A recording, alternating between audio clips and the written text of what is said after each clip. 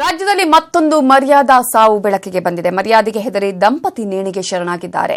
ಕಿರಾತಕ ಮಾಡಿದ ಕಿತಾಪತಿಯಿಂದ ಗಂಡ ಹೆಂಡತಿ ಸಾವನ್ನಪ್ಪಿದ್ದಾರೆ. ಸಂಸಾರಕ್ಕೆ ಕೊಳ್ಳಿ ಇಟ್ಟವನ ಮನೆಗೂ ಕೊಳ್ಳಿ ಇಡಲಾಗಿದೆ. ರಾಮನಗರ ಜಿಲ್ಲೆ ಚನ್ನಪಟ್ಟಣ ತಾಲೂಕಿನ ಶ್ರೀನಿವಾಸಪುರ ಗ್ರಾಮದ ಹೃದಯ ವಿದ್ರಾವಕ ಘಟನೆ ಇತ್ತು. ಲೋಕೇಶ್ ಮತ್ತು ಕೌಸಲ್ಯ 3 ವರ್ಷಗಳ ಹಿಂದೆ ಮದುವೆ ಆಗಿದ್ರು. ಕೌಸಲ್ಯ ಮಾತ್ರ ಅದೇ ಗ್ರಾಮದ ತ್ಯಾಗರಾಜ್ ಅನ್ನುವನ ಜೊತೆಗೆ ಕದ್ದು ಮುಚ್ಚಿ ಲವ್ವಿ ಡವ್ವಿ ನಡೆಸುತ್ತಿದ್ಲು. ಅಷ್ಟೆಲ್ಲ 20 ದಿವಸಗಳ ಹಿಂದೆ ತ್ಯಾಗರಾಜ್ನ ಜೊತೆ ಓಡಿ ಹೋಗಿದ್ಲು ಕೌಸಲ್ಯಾಳನ್ನ ಕರ್ಕೊಂಡು ಹೋಗಿದ್ದ ತ್ಯಾಗರಾಜ ಸಿನಿಮಾ ಪಾರ್ಕ್ ದೇವಸ್ಥಾನ ಹೀಗೆ ಅನೇಕ ಕಡೆ ಸುತ್ತಿಸಿದ್ದಾನೆ. ಎಲ್ಲಾ ಮುಗಿದ ಮೇಲೆ ಈ ಖದೀಮ ಮಾಡಿದ್ದು ಮಾತ್ರ ಬೆನ್ನಿಗೆ ಚೂರಿ ಹಾಕೋ ಕೆಲಸ.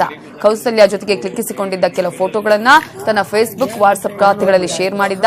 ಇದನ್ನ ನೋಡಿದ ಕೌಸಲ್ಯ ಹಾಗೂ ಗಂಡ ಲೋಕೇಶ್ ನೇಣಿಗೆ ಶರಣಾಗಿದ್ದಾರೆ.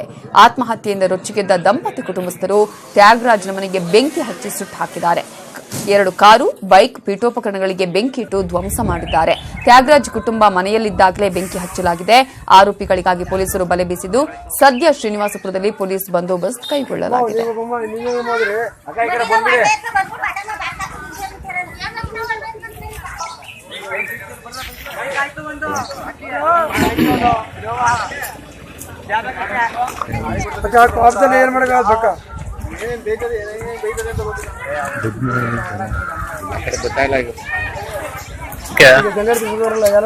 ಇಲ್ಲ ಅಲ್ಲಿ ಬರುವುದಿಲ್ಲ ಜಾಸ್ತಿ. ಅವಾಗ